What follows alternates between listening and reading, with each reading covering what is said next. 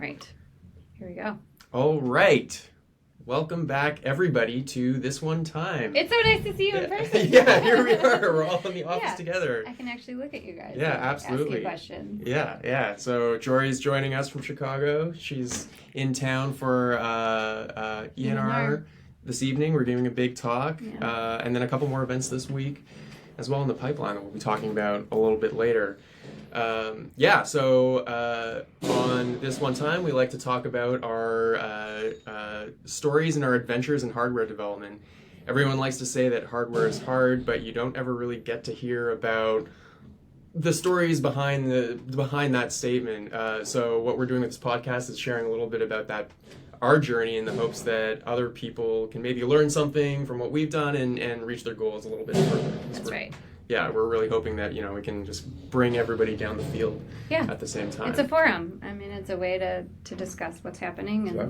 And hopefully people, we can get information from other people and you guys can lend some to others. Yeah, absolutely. Yeah. And today we're going to be talking about wiring. So today's episode is called... Wired for Success. Wired for Success. Yes. Yeah. So today Sasha's joining us again. Yay, Sasha. And Sasha has been leading a lot of the wiring efforts on the team for the last year or so. So we're gonna get into it. We're gonna get into what we've learned along the way and what wiring is always a journey.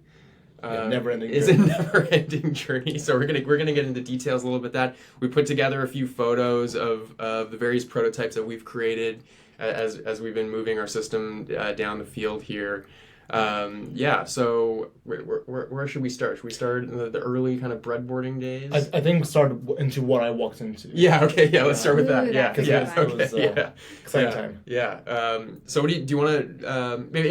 Yeah. What did you walk? Actually, why wouldn't I say it? So I joined in fairly early days, and you guys were working on the sort of second robot, but it's like still a very early prototype, and where you guys were just testing out separate sort of components, separate little subsystems, just to like prove out the concept. And I remember when we were right before the move to this new office, we were trying to, I think it was of course it was demos or something. We wanted to get this thing to work fully, and I remember trying to fix some wiring and try to understand and learn about it. And I remember walking up and you were explaining to me the board. I think even I recreated one of these boards, which you have a photo of, but it was very sort of, I'd say clean, simple, but sort of still kind of roughly put together. You had all the components sort of newly laid out, but they were all sort of like glued and nailed to basically a big sheet of plywood.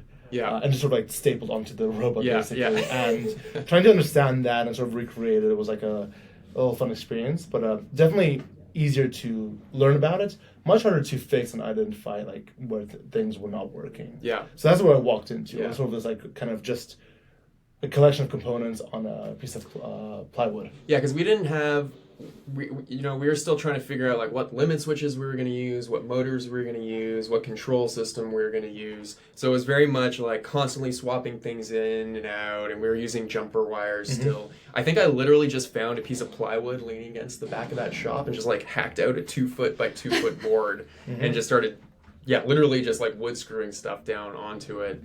Because it was about speed, right? It was just about speed and learning velocity, right? It wasn't about making like the perfect tidy thing that was going into production. You needed to make it work. Just show that it could work. That was paramount. Yeah, show it could work at all. Yeah. Did that give you anxiety to see all that?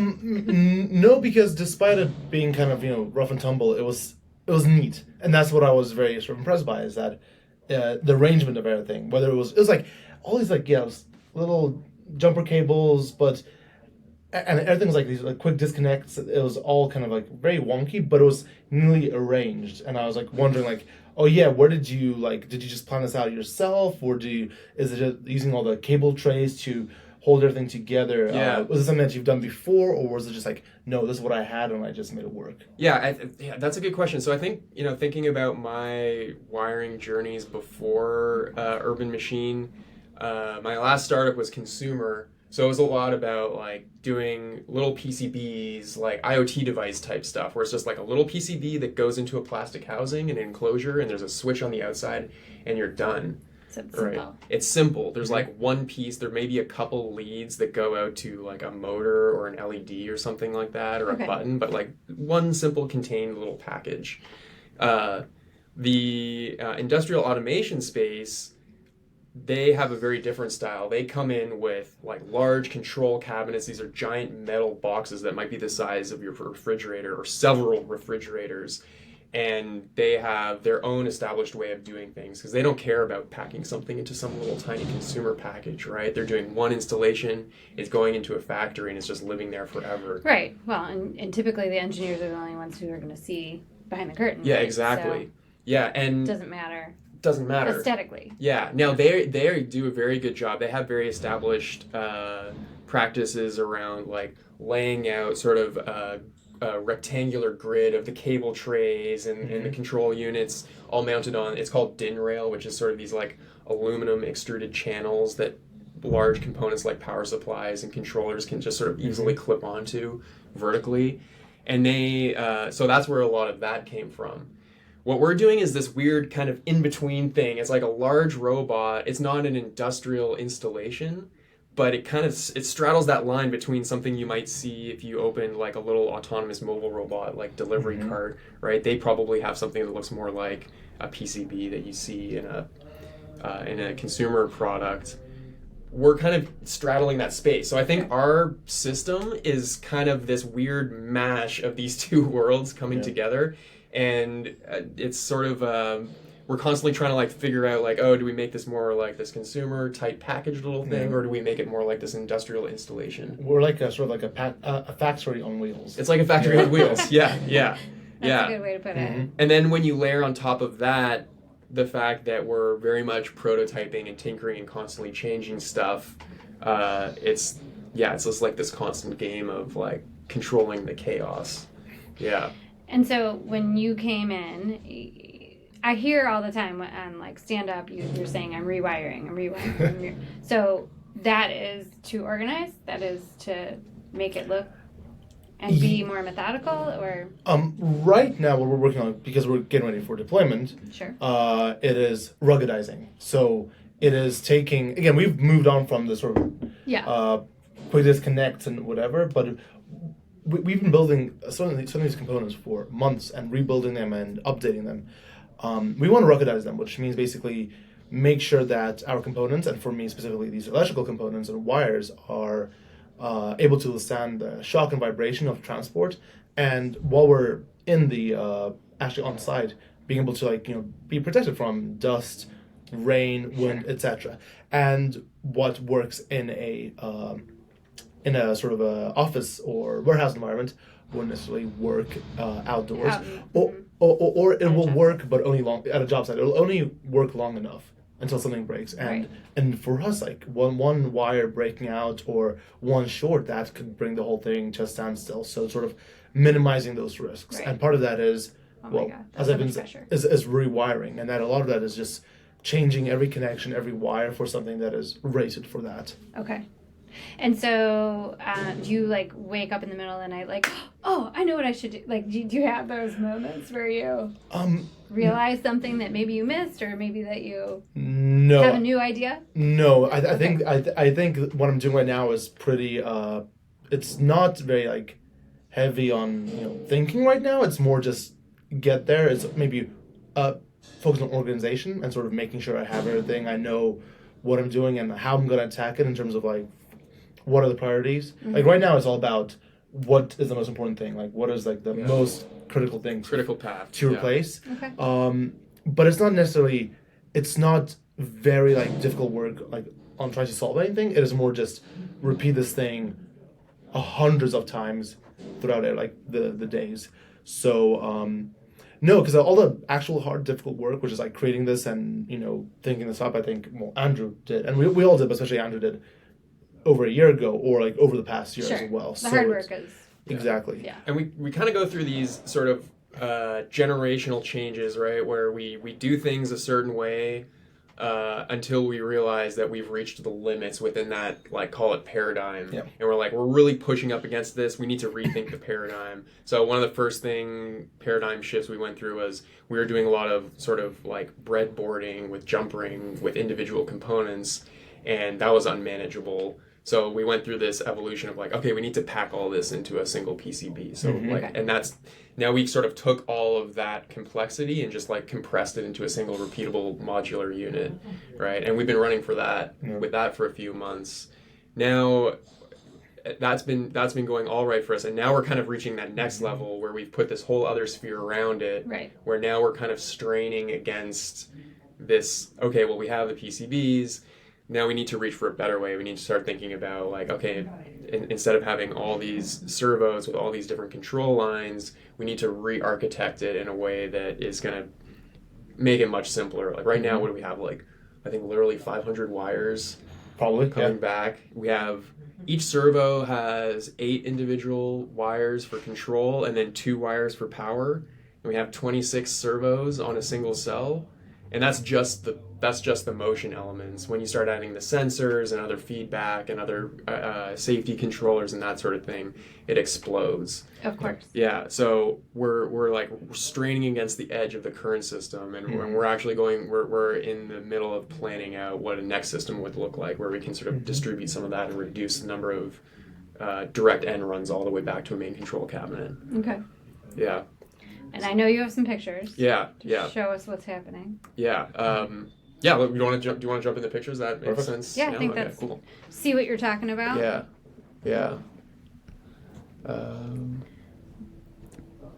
Like this. Are you guys super organized in your real life? Like, are you clean and organized like this at home? I try to be, but not. I usually fail. Okay. Yeah. I am, because my wife is. Okay. She's that's a good organizer. answer, Andrew. Yeah. I wish my husband had the same answer. Are you an organized person?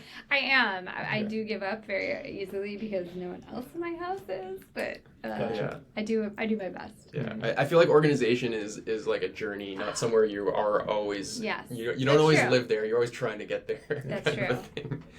a thing. But just about the whole organization thing, I think that's kind of what there's always like a fight between organization and sort of in progress. Yeah. Yeah. And it's with like our documentation, it's with our diagrams, our SOPs. It's sort of like, it's always a fight that has to happen in like an early stage startup where it's you either push forward or you pause and you make sure things are well written down and documented, and it's hard to choose which one. Definitely difficult to slow down and do things Yeah. properly. Yeah, and especially in these early days, in the prototyping days, things are changing constantly. So there's almost nothing to really document. As you're writing the document, you're changing it. Sure. Right? Like it's about reaching that level of maturity. We're definitely at that point now. Okay. So we're getting much better at that. There's also the tools required to document the wiring properly. Maybe we can talk about that a little bit, because that's a big part of it, is the tools and infrastructure that can support documenting these electrical systems. Yeah. Marking it, making it easier for you to reflect. Yeah. Yeah. So what are we looking at? Yeah, so this is that first like hacked together, like literally on plywood, and you can see these little like lever connectors that are super modular. You can just lift up those orange tabs and pop the wires in and out. But it's a lot to manage. There's a lot going on, and you can kind of see this mix of like, there's cable trays, there's DIN rail, but there's also like crazy stepper motor drivers from Amazon, and so all these little cables here are jumper cables, and those are usually used for like benchtop breadboarding, not for installations like this. Okay. So again, you can get going quickly and save a little bit of work. It served its purpose. It served its purpose, right? And like you'd see stuff like this all over our system, where it's like literally breadboards soldered together. And remember hours? I think we talked about it on our first sort of podcast here, which is the ground loop. Trying to find the ground loop, trying to understand what wire went where and if it was in the wrong place, and very little documentation around this. Like this was it. This was like the only Yeah. It was this and what's in your head. Yeah, And that's the it. artifact was the documentation. Yeah. So yeah, that's right, because you went through it and you actually reverse engineered to figure out what was going on. I tried to at least. Yeah, like with you had the scratch pad out there going through it. Mm-hmm. Yeah, so this was that first generation, and this was very clearly reaching that sort of tipping point within this paradigm. So we reached to collapse the complexity of this. So can you go back 1 second? Yeah. Is that plastic? What? Oh, that's hot glue. Hot glue. Yeah.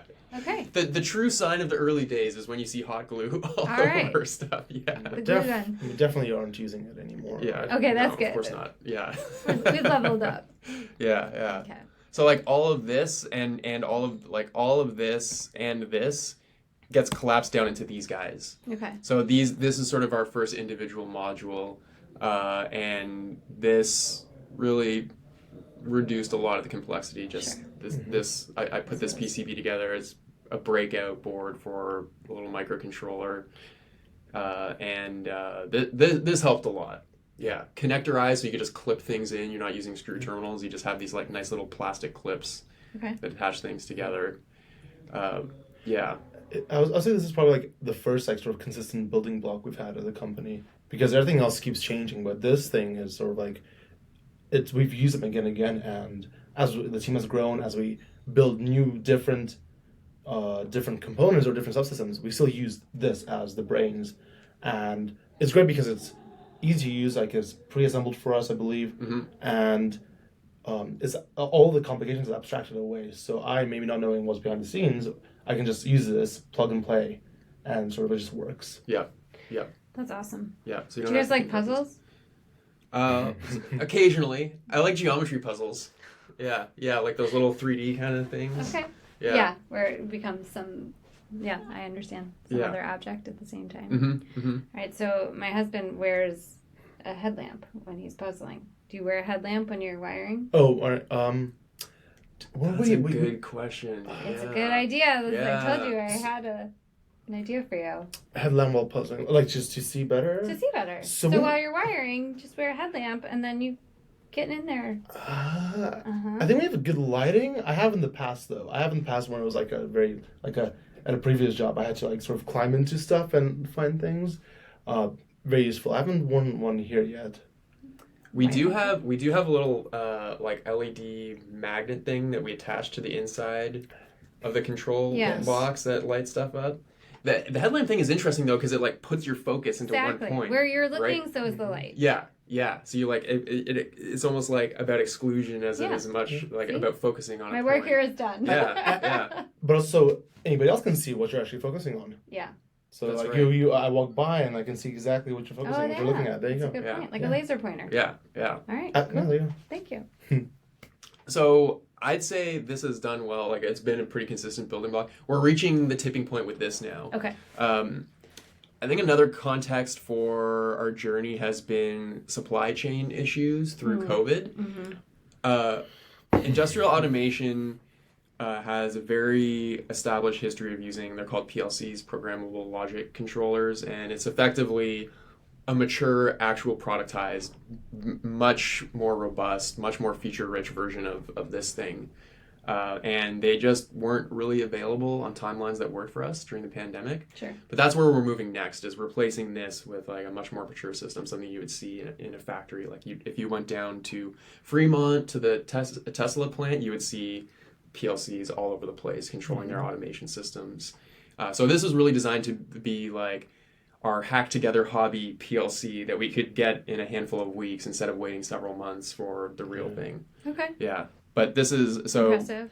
Yeah, this is kind of like a more this is how even that gets out of control. Yeah. So that gives me anxiety. Yeah. Yeah, the mess of individual wires has become sort of a rat's nest of larger cables, because it's it's a much more complicated system right now. Yeah. Which sort of again, it's as we get more organized, we also grow the complexity. So it's always difficult just to wrap your hand around some of these things. Yeah. Right. Yeah. So now we're at the we had sort of that first generational shift. This is at the limit of this second generation, and now we're starting to put in place designs for that next one. But even things like So we have several modules in our system. Each module is sort of its own work cell, and we want to connect all these together. And that's where stuff like this comes in. Okay.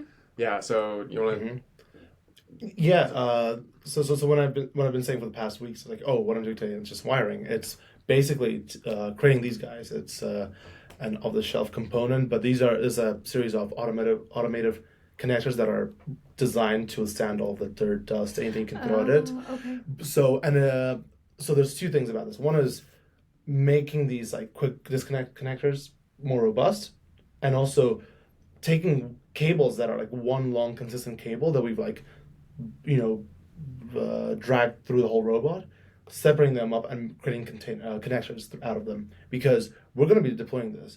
We don't know how many cells we're going to have long term, and we also need to be able to separate them and like arrange them however we want. Totally. So we can't have everything like locked in, because if it's locked in, then we can't separate them, or we have to rip things out. So connectorizing everything, just making everything easily like disconnected and reconnected just with one motion. So this is like this is the one thing that connects our two cells together right now. And what I'll be doing later is doing the same thing for the metal detector. Okay. So basically, making everything kind of separate and easy to join up or disconnect. Connect and reconnect. Yeah, there you go. So now we have this one big chunker that's like this umbilical. That's a 31 pins in this thing? I think it's 28, some large number. And each one, these ideally, and at some point, as the company grows, this will be outsourced to factories that specialize in doing this. Right now, it's like every single wire needs to be cut, stripped, crimped, installed, inserted, tested, just to make sure it's not going to fall out. Sure. So it's like this process takes like 27 different actions that are like just like repeated, and then imagine like dozens and dozens of these. Right. So it's like the same thing again and again and again, and like one mistake, and we turn on the robot and something short, the software doesn't run, and we have to trace it back down to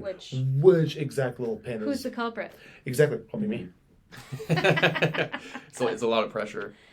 Yeah. So here's another, wrapping the bundles again, keeping things. That's phenomenal. Keeping things tidy. Yep. Yeah.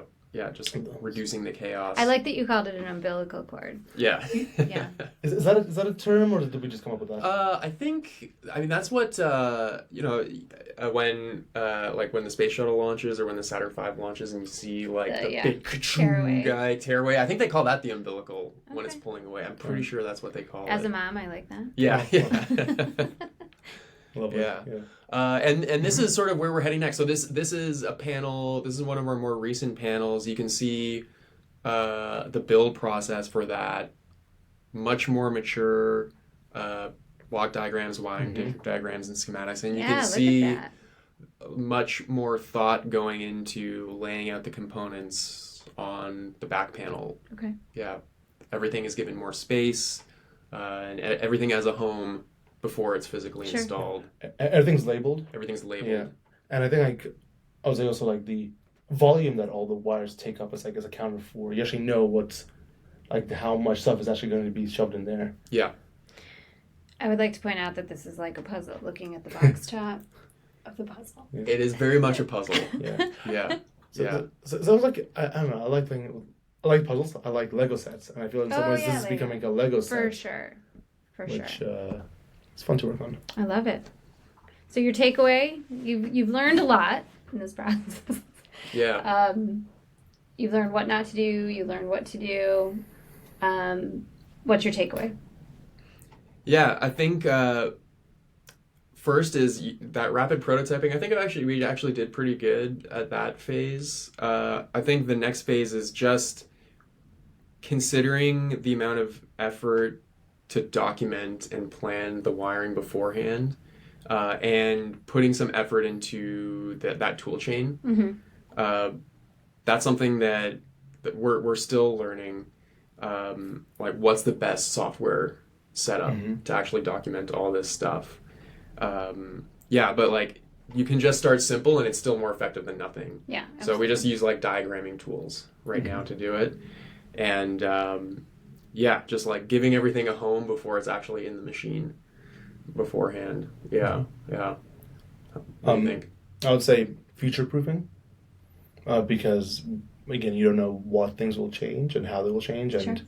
in a few months, like you don't want to put in all the effort into something that is too locked into place. So design whatever you're doing around the chance that it'll be changed or things will be added or removed, Right. like new sensors, etc., as like necessities change. So you want to be able to allow yourself to quickly add that into what you're doing, into what you're putting Literally together. don't get locked into Exactly. any And one. leave yourself geometry too. So right now, like on our next panels, we're designing them to whatever components you need to put in there right now only take up 60% of the box. Okay. So give yourself like 40% headroom Yeah. so that you can add some more stuff in later and you'll actually have the room to do so. Just like assume that there'll be an extra 40% of stuff you cram in There there. you go. Words Yeah. from the wise. Yeah. I love it. Appreciate it. Yeah. Yeah. Good stuff. You also mentioned we've got a busy schedule this week. That's right. ENR today, Mm-hmm. AIA Thursday and Friday at Autodesk. That's right. Yeah. Yep. We'll be over in the city with our good friends over there. Yep. Bringing Demo Bird. Yeah. Yeah. Oh, nice. Yeah. Yeah. Yeah. Exciting stuff. Yeah. Awesome. Absolutely. If you want to learn more about, if you want to learn more about Urban Machine, you can visit our website, urbanmachine.build. Yeah, absolutely. Yeah, we're always looking to work with talented folks that are interested in automation and working on our sustainability mission here. So yeah, please, you can find us on our website. Also, there's job postings on LinkedIn, so reach out there as well. Yeah, absolutely. Thanks for joining. Super. Thank you. Thank you.